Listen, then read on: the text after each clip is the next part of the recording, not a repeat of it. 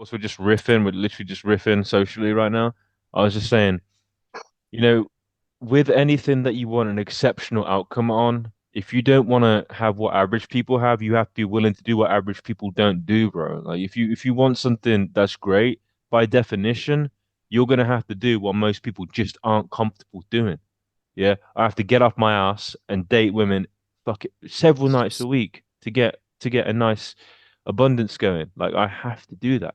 You know what I mean? And like every other man in this world, I got responsibility. I got a business to run.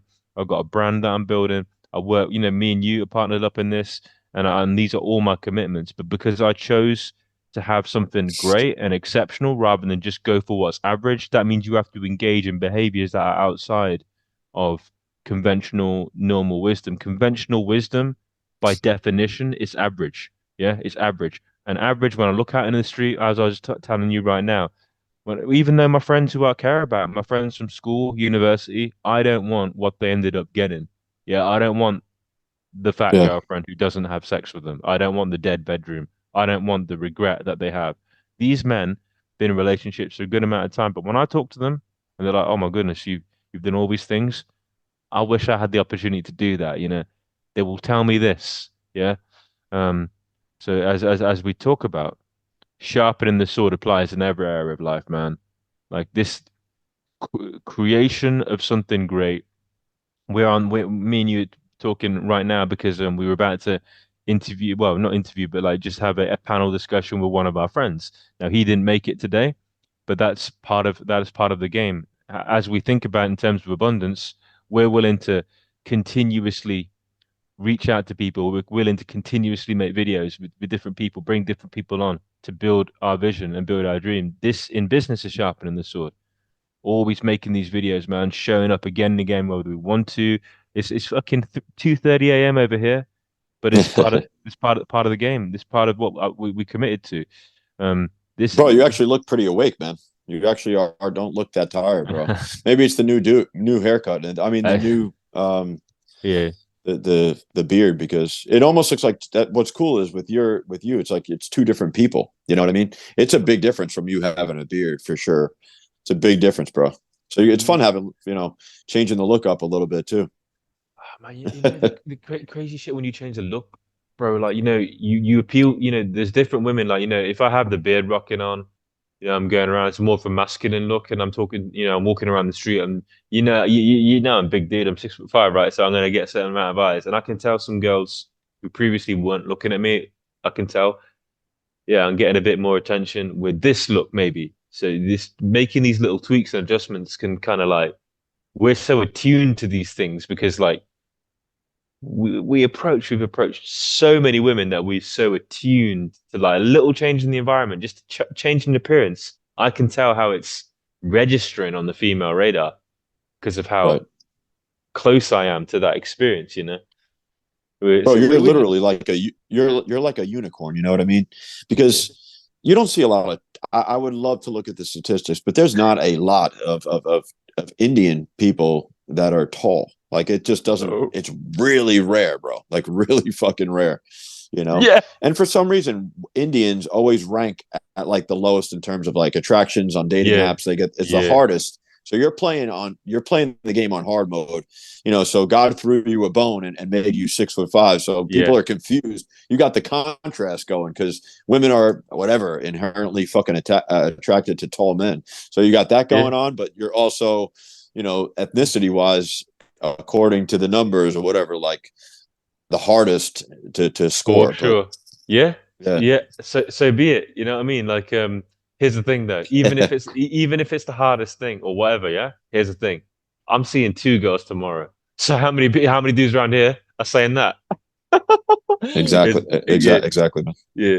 How many dudes are saying that? Like, I mean, the last couple of weeks were insane, dude. Like, that was a lot. That was a lot of action. That was a lot. You know what I mean? Going on. And like, this is the Yeah, thing. that episode, like you said, those guys were just blown away when I mentioned that. I had to just mention it because, like, listen, that needs to be shared. I feel like because people don't, just based on their reaction alone, it shows that people don't even think that that's a possibility. And you guys, you have to understand that people just don't even think that. this is like a possibility for them. They've given up. Yeah. There's literally groups that have been built based on giving up on women, giving up on dating. Like these actually exist. That's how bleak it is for dudes out there. Like Fuck.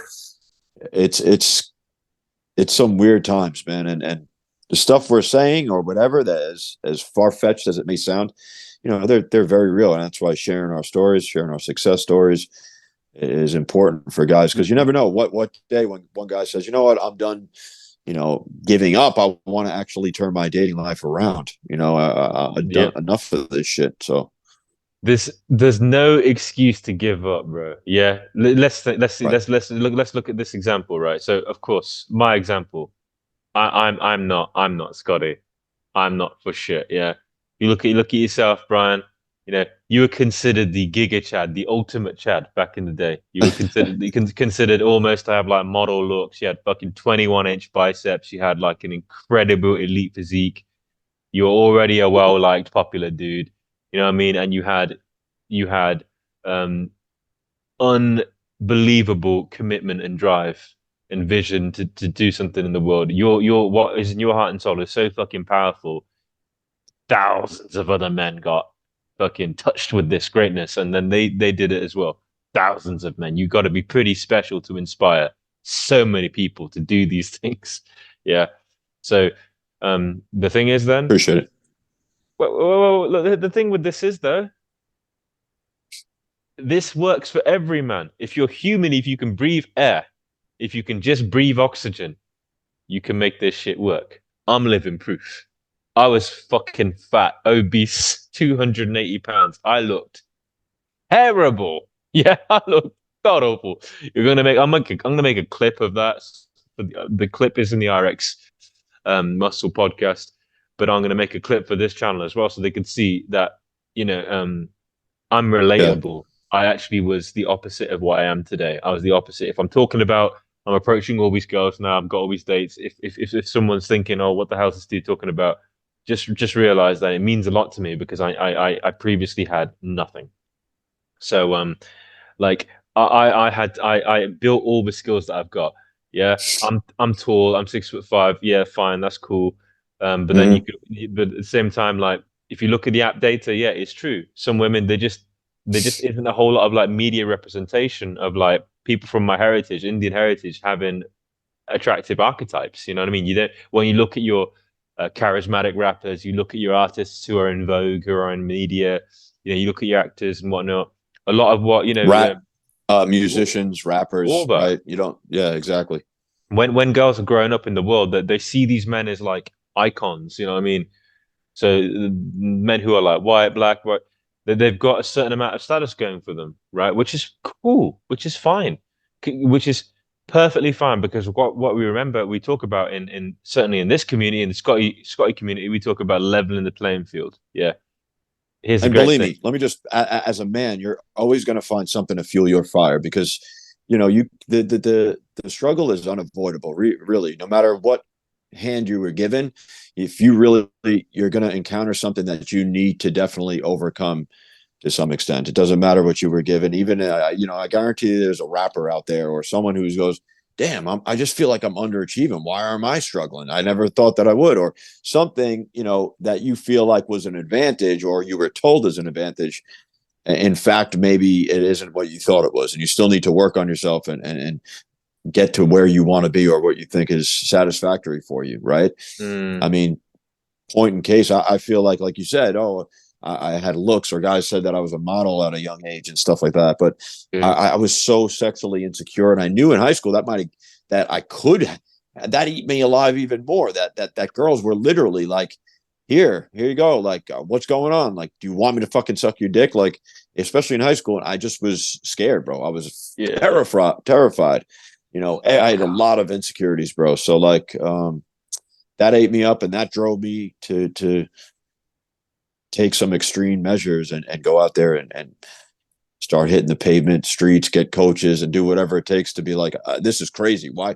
Apparently it's there for the taking, and I still can't capitalize on it. So that was the motivation I needed, or the fire that really drove me to start getting better results with women, for sure, man. Yeah.